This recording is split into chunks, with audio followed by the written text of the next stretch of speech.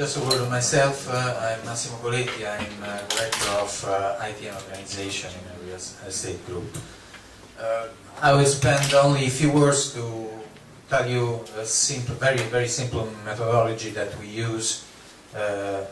It's quite mature because we use it since 5 years to track change requests on our traditional ERP system with our analysis that is performed using a very simple UML tool. Well, my need as a manager of this environment is to have always tracking on the reasons behind each change request. This is because we have several business partners operating on our systems on different projects. It's quite common that projects overlap with another, and when we find something in a configuration table, we have to know why it's there.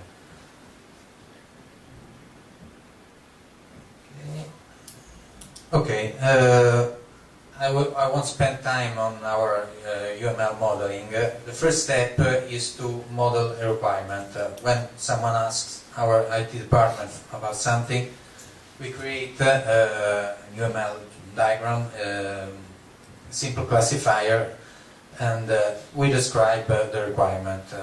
The tool that we use performs some automatic numbering, and that number, R0522, will be one of the tracking key in the change request system of SAP. A requirement is a very simple description of the user requirement in business terms, in user terms, and this is what we are going to share with the user.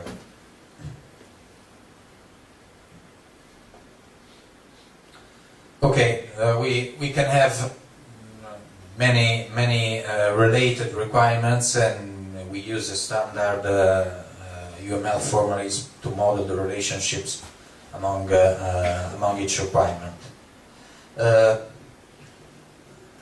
This is our simple property of the tools. As I was showing you before, each requirement has a number, and this is important. As a status, we keep track of the advancement, and basically, for example, a proposed requirement is just note. We don't know if it's a real requirement. Then we verify it, we check with the user, we develop quality assurance, and so on.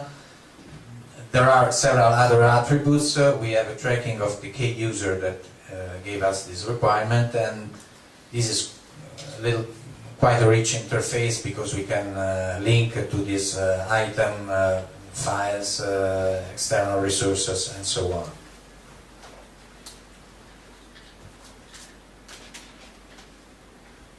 Okay. When we have finished with requirements, we carry on an analysis in several ways, and we identify some work items. Work items are typical work breakdown structure of the project, and each work item usually it's a single activity or a number of things to develop that have a very identified scope and are quite connected.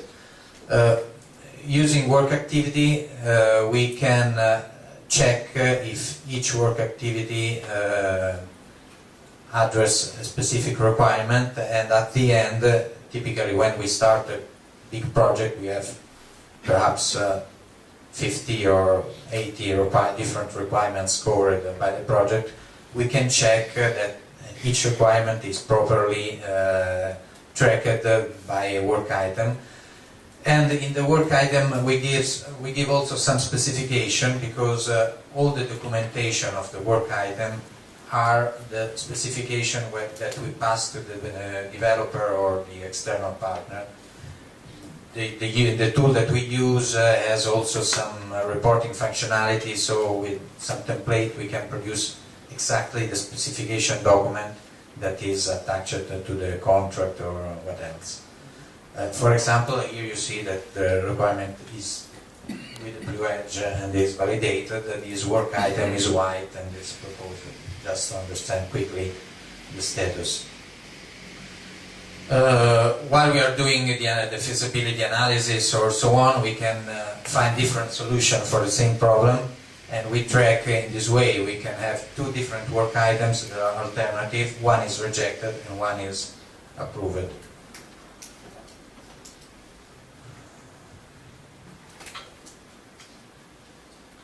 Okay, when we develop and we create a change request on the system, basically the only thing that we do is to add a custom attribute to the change request with the number of the work item that is related.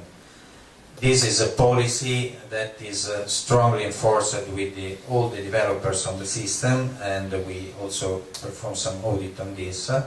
And in this way, all the change requests that are related to the project are identified and are classified with their particular work items. Usually we track only the work item and not the requirement number. This is our basic approach. When the change is very, very easy and very, very short, we track only the requirement number without coding and without creating a work item. During the project, we also model in the UML model all the deliverables of the project. The deliverables are modeled at a very high level. We don't replicate the workbench of SAP, but we identify only what is understood by the user, the element that the user uses, a query, a report, a new function, or a new configuration of the system of a new process. This is very, very important for issue tracking and for further development, because when in the future we have to impact a requirement, using this link we can understand what was done in previous activities. In the same way we track issues. So during the quality assurance phase, if we find an issue, the issue is linked to the deliverable, and if the issue is coming in the development phase, is linked to the work item. Okay, this was very quickly the methodology that we use. It's a very basic methodology. Let's see how take some value from this. Simple thing is that you, if you select an artifact, for example, you can find all the issues that are related to that artifact, the issues, the creation date, the status, and so you have a quick view on the development status of each work item, if you're able to deliver it in production or not. Obviously, using, for example, an issue number, with a P is the issue number, we can identify quickly all the change requests that were developed to fix that issue. Or using an item number, we can identify all the change requests that were developed for that item, for that work item. Another important thing when working on big projects with external partners is that the tool creates automatically from all the issue a report with all the documentation of the issue status, and this is very handy to exchange with external partners for advancement meetings and so on. Okay, for example, one of the last project that we made, the issue report was 180 pages. That was not because there was an exaggerate lot of issues, but because each issue has its documentation, screenshots, attached files, proposed solution, and so we have a single repository of all the the work. Another example, if I find a change request, the change request is tagged with a work item, I can find the work item on my tool and using a relationship understand why that work item is there, with which deliverable is connected with which issues and so on. And so I can understand why that change request is there, why there is some configuration change. Okay, that's all. I try to be very, very short in the 6 minutes.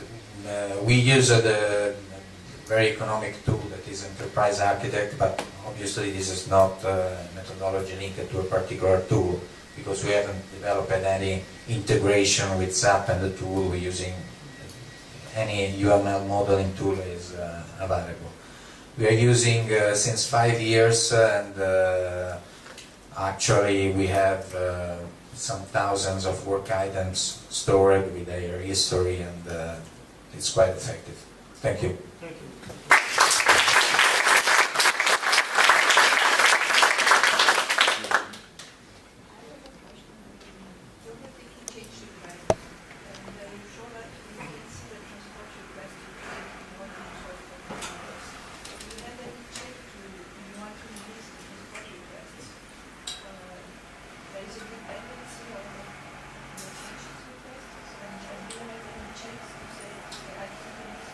Yes, usually we have a testing process.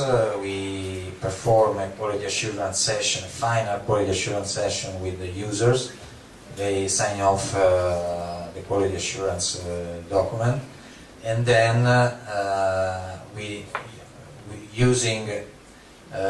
typically we work with the external developer, but using this work item number, we check if all the change requests that are needed to port in production a single work item are there.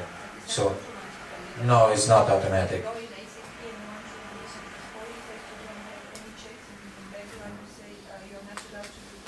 No, it's always manual. But you can track We could do that because we don't have the need, because we don't have so great volume of changes, but technically it's possible. It is also possible to integrate the tool with the SAP system, so release a single work item and have the SAP system to release all the related change requests, but we do it manually, we don't have need for automation.